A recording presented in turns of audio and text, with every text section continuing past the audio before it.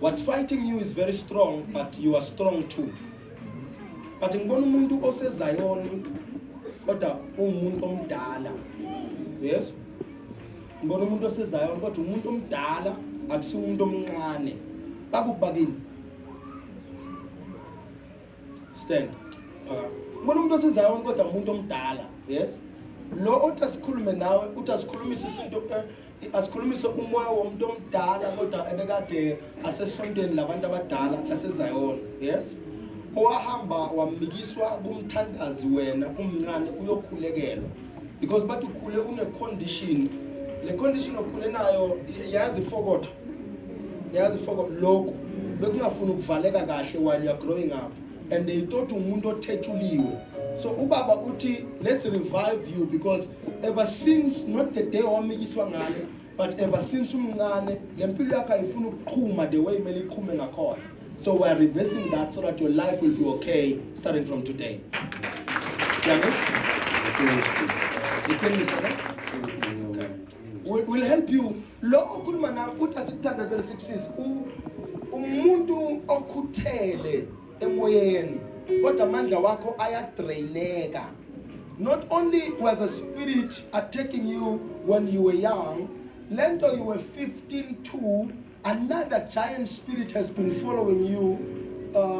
Unomuntu ofika njengotokoloshi kodwa ufika mawulele and torments you while you are sleeping. Endlini la ulala khona. And it puts pressure over your life. But if you deal with that spirit, you will be okay.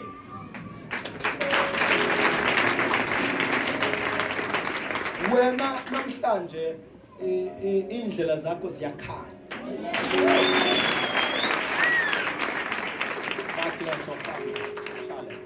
The reason I'm saying this is because kunento yesi2 ekuhluphayo uthi uhleli ukuthi shwi yabo nje umuntu onesifo sokuwa mama but ukuthi shwi manje ngqondo iyahamba indibuye. That's what is happening to him. But ubaba uyamsave namhlanje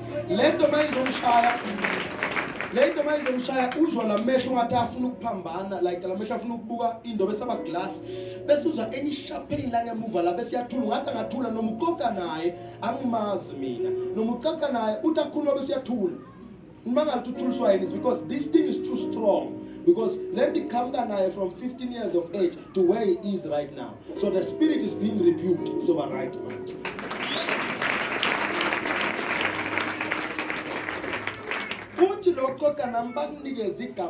Wrong because they didn't trust the fact that you will live. Wrong.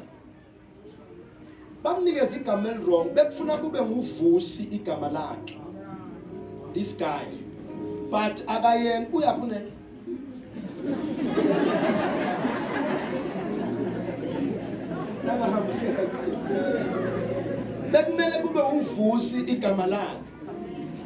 but they didn't believe in what was in him because umama ulala ushilo ukuthi ngiyakhathazeka ngangane yami ukuthi izosala nobani necondition ekuyo. Uyangizwa muzi?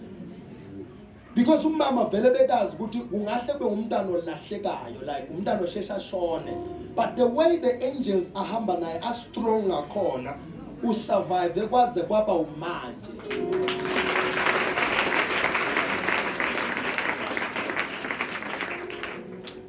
I'm speaking a blessing over your life.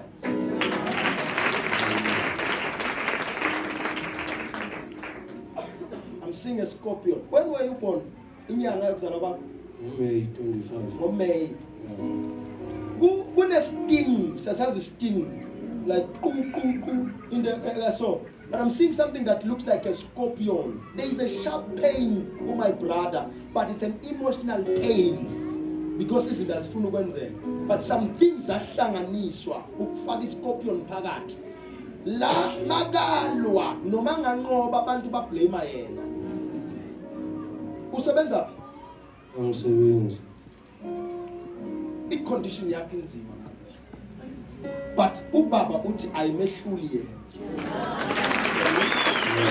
and angeke mehlule yena. God bless you. We'll pray for you.